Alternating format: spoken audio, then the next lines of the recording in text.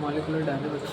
तो मैं molecular dynamics का आपको डिस्क्रिप्शन थोड़ा सा ब्रीफ में दूंगा क्योंकि बहुत लेंथी प्रोसेस है, सॉल्व हम लोग के डिस्कशन में इंक्लूडेड नहीं था, लेकिन मुझे ऐसा लगा था कि ये पार्ट कम हो जाएगा। डॉकिंग के केस में जब हम प्रोटीन और लिगेंड लेते हैं तो उसमें हम प्रोटीन के स्ट्रक्चर को स्टैग्नेंट मानते हैं, फिक्स। कल मैंने एग्जांपल लिया था कि आपको फिक्स करके एक मॉस्किटो आपके कान के पास आके लिगेंड की एक्टिविटी करता है, दैट इज द डॉकिंग।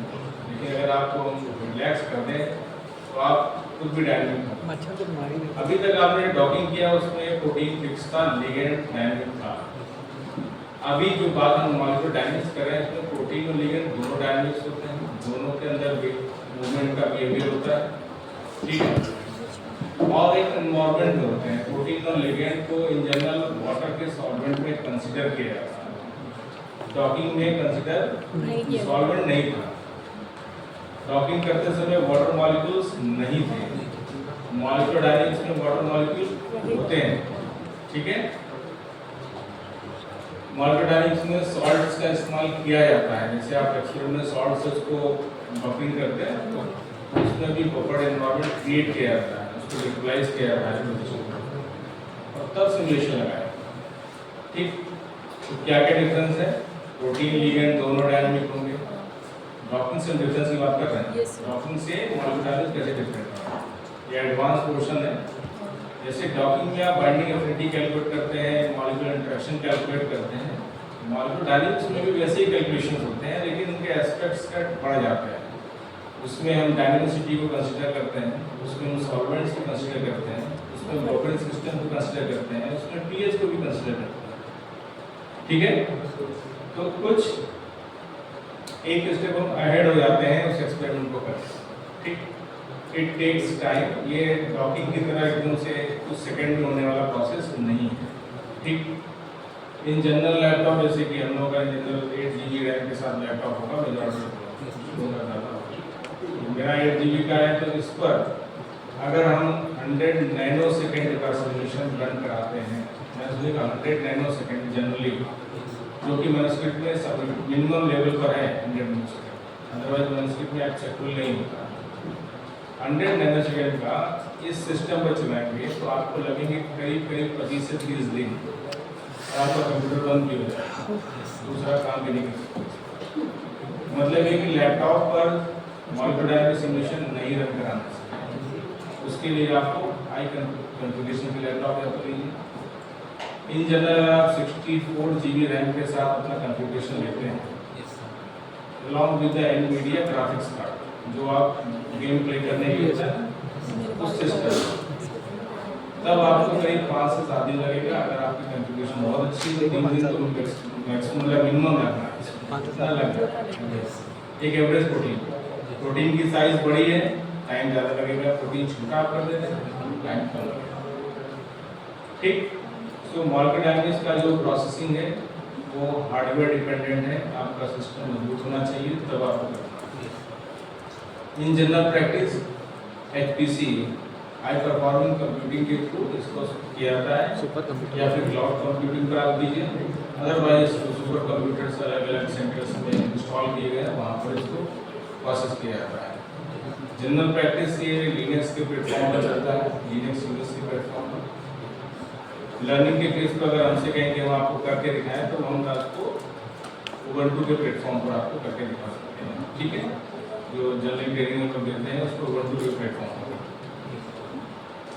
मैं कुछ चीज़ें बताऊंगा, उसमें स्टेप बाय स्टेप आपको समझाने की कोशिश करेंगे कि क्या इसके स्टेप्स हैं, ठीक। इसको आप लॉजिकली कैप्चर कीजिएगा, ठीक। स्टेप्स को रिकॉल करने की जरूरत नहीं होगी, हम आपको इम्प्लीमेंट करने अभी आपको नहीं जा रहे, ठीक। लेकिन आपको पता होना चाहिए कि क्या चीज़ हो रहा है, क्लियर। अभी जो कल आपने फाइल्स डाउनलोड की होगी उसमें एक फोल्डर होगा मॉलिक्यूलर डायनेमिक्स, सर एक मिनट, आप इसको ओपन कर लीजिए। ये स्टेप हम आपको पहले दिखाते हैं ताकि आप उसके एंड पॉइंट को आप देखें तब उसको समझें, ठीक है। ये फोल्डर आपने ओपन कर लिया है? नहीं नहीं सर अभी नहीं। नहीं किया तो ओपन कर लें। और कल हमने एक लिंक दिया था आपको काइमेरा इंस्टॉल करने के लिए। कैमरा था उम्मीद कर रहे हैं आपने इंस्टॉल किया होगा। यस सर हो गया है। मॉलिक्यूलर डायनेमिक्स यहाँ पर हम काइमेरा ओपन कर लेंगे। सर मॉलिक्यूलर डायनामिक्स हो गया है। ये किसी भी का काइमेरा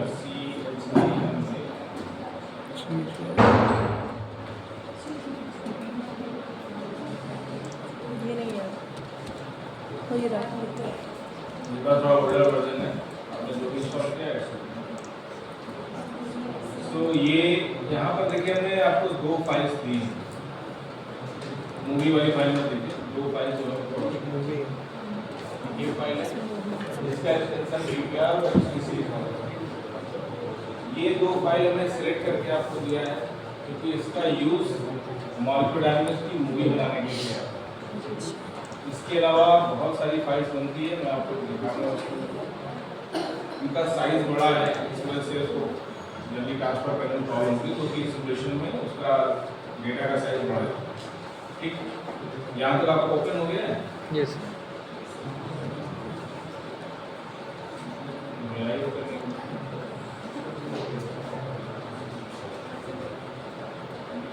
ये open हो गया। हुआ है।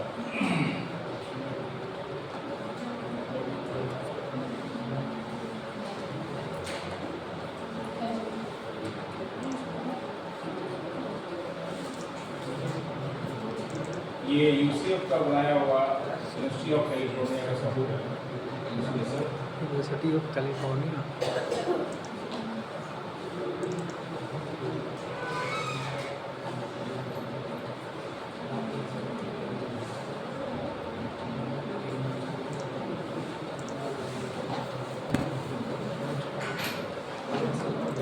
कुछ ऐसा ही ओपन हुआ है कि डिफरेंट लुक है आप लोगों सर डिफरेंट है, वो ब्लैक ब्लैक है पूरी स्क्रीन।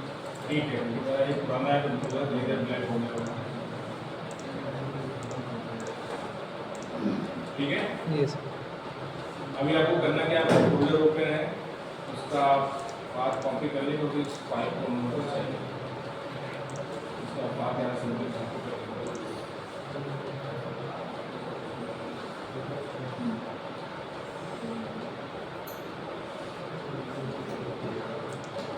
ये ओपन है सभी पर से जूम कर रहा हूँ मैं। ठीक है, टूल्स में आप एक यूज कर जाइए। मिनट ठीक है, ओपन ये पर्टिकुलर जो कैमरा है ये डिस्कवरी स्टूडियो जैसा ही एक विजुअलाइजर है। ठीक है, बहुत सारे अलग अलग पर्पजेज में यूज होता है। ये मूवी बनाना भी इसका एक पर्पज है। ठीक है, तो उसका वो एप्लीकेशन ले रहे हैं जो पर्टिकुलर इस पर्पज के लिए। इसके अलावा आप इसको विजुअलाइज कर सकते हैं, डॉक्यूमेंट को विजुअलाइज कर सकते हैं, सिमुलेशन का प्रोसेस कर सकते हैं, बहुत सारे इसमें। तो यूट्यूब पर जाकर उसका डिस्क्रिप्शन ले लीजिएगा, लेकिन जो वो काम करना हम करते हैं। सर स्टार्ट करें। नहीं सर नहीं ओपन हो रहा है इसमें। अच्छा, ओपन हो रहा है? नहीं। ओपन ही नहीं हो रहा है। कैमरा इंस्टॉल हो गया है ना? ये Yes, सर sir. वो ब्लैक ब्लैक स्क्रीन है वैसे। सर ऐसा स्क्रीन नहीं आ रहा है।